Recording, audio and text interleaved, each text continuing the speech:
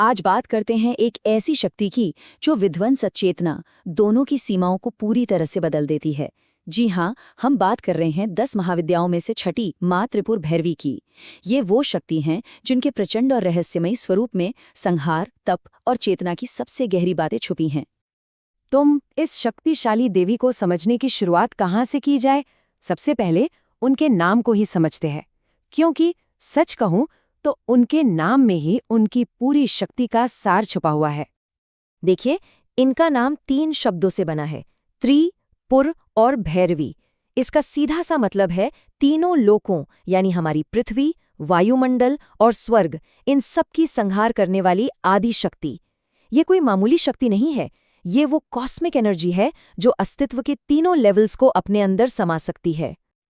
अब जरा इनकी शक्ति का अंदाजा लगाइए। जब देवताओं ने पहली बार इनका ये रूप देखा ना, तो वो डर और हैरानी से बस इतना ही कह पाए, ये रूप तो स्वयं काल को निगलने वाला है।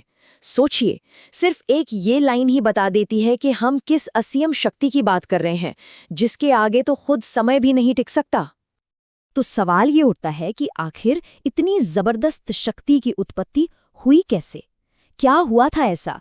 कौन सा ब्रह्मांडीय संकट था जिसने उन्हें प्रकट होने पर मजबूर कर दिया?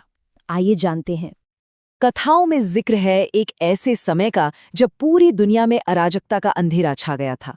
असुरों का आतंक अपने चरम पर था, देवताओं की शक्ति दिन ब दिन कमजोर पड़ती जा रही थी और पूरी सृष्टि मानो अव्यवस्था की आग में जल रही थी। ये वो वक्त था जब एक डिवाइन इंटरवेंशन की सख्त जरूरत थी। जब कोई और रास्ता नहीं बचा, तब अपनी हार मानते हुए सारे देवता आदि शक्ति के पास पहुंचे। उन्होंने प्रार्थना की, एक ऐसे परम विनाशकारी रूप की जो बुराई को सिर्फ हराए नहीं बल्कि उसे जड़ से उखाड़ फेंके। ये उनकी एक हताश पुकार थी, उनकी आखिरी उम्मीद। और इस प्रार्थना के जवाब में देवी ने अपना सौम्य स्वरूप त्याग दिया। उन्होंने जो भैरवी रूप धारण किया वो कृष्ण वर्ण का था। उनकी जटाओं से आग की लपटें निकल रही थीं, आंखों में जैसे पूरे ब्रह्मांड का तेज था और उनके शरीर से शक्ति की दहकती हुई ज्वालाएं उठ रही थीं। वाकई में एक भयानक लेकिन उतना ही शक्तिशाली अवतार। तो ये जो अद्भुत शक्ति प्रकट हुई थी वो एक बहुत ही खास दुश्मन के लिए हुई थी।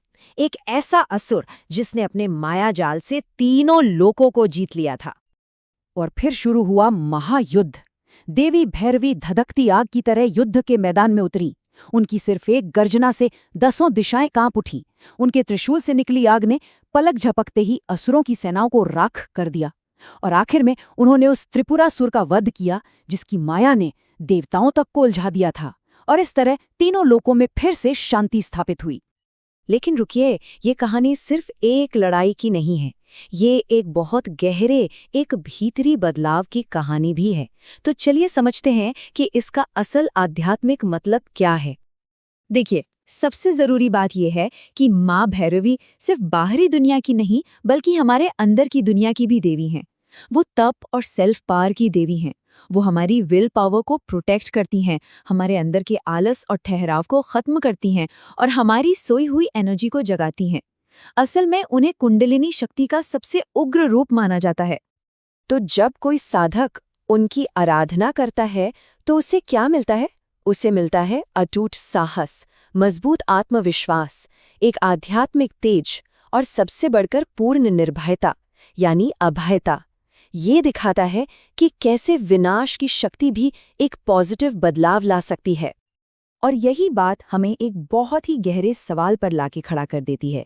हम सबको ये सोचने पर मजबूर करती है कि हमारे भीतर ऐसा कौन सा त्रिपुरासुर है, चाहे वो डर हो, अज्ञान हो या आलस, जिसे इस दिव्य शक्ति की मदद से खत्म करने की जरूरत है।